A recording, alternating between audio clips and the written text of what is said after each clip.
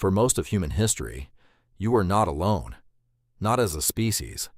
Right now, on this planet, there is exactly one kind of human. But for hundreds of thousands of years, there were several, walking the same earth, breathing the same air, sometimes only a few valleys apart. Then one day, two of them met for the first time, and the truth of what happened next isn't just written in old bones. It's written inside you, right now, whether you know it or not. Around 70,000 years ago, a small group of modern humans began pushing north out of Africa. They were tall, lean, quick on their feet, built for endurance more than raw power. They carried sharpened stone tools, controlled fire, and something else, something harder to see in a fossil. A wider imagination. Cave art, symbolic ornaments, and long-distance trade all start appearing around the same window of time. Something in how they thought had shifted. Heading north, they were walking straight into territory that already had an owner. Neanderthals had been living across Europe and parts of Asia for over 200,000 years before modern humans ever arrived. They weren't the hunched, low-browed brutes you've probably seen in old textbook drawings. They were shorter than you, but far stronger, built thick and dense for the cold, with rib cages built like barrels to hold larger lungs. Their brains, on average, were slightly bigger than yours are today. They buried their dead. They cared for the badly injured long enough for wounds to heal. They were not primitive. They were simply different. So picture the actual moment. Not a cartoon fight between cavemen. A small band of modern humans, moving through unfamiliar terrain, spots movement across a valley. Another group, similar in some ways, deeply strange in others, thicker brows, wider noses built for warming frozen air. A different rhythm to how they moved, how they called to each other. Both groups almost certainly stopped where they stood. What happens in the next few minutes probably determined more than either group could have known. The honest answer is that it happened many different ways, in many different places, over thousands of years, not as one single encounter, but as a slow, repeated collision spread across an entire continent.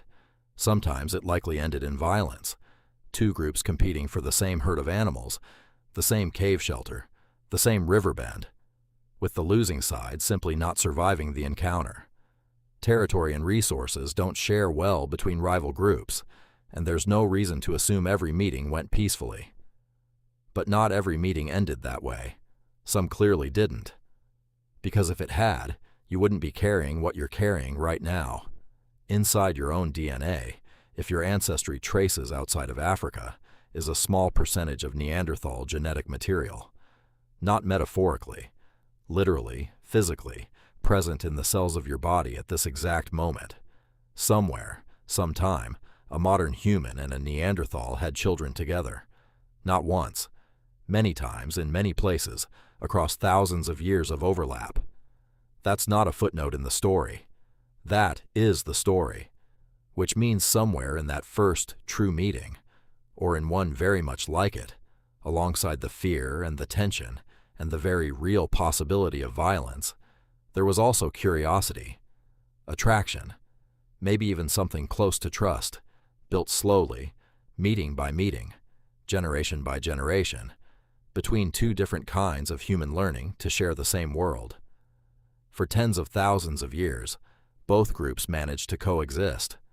Then, somewhere around 40,000 years ago, Neanderthals disappeared. Not overnight. Slowly, over thousands of years, their numbers thinning out until the last small isolated groups vanished, likely in what is now Spain and Portugal.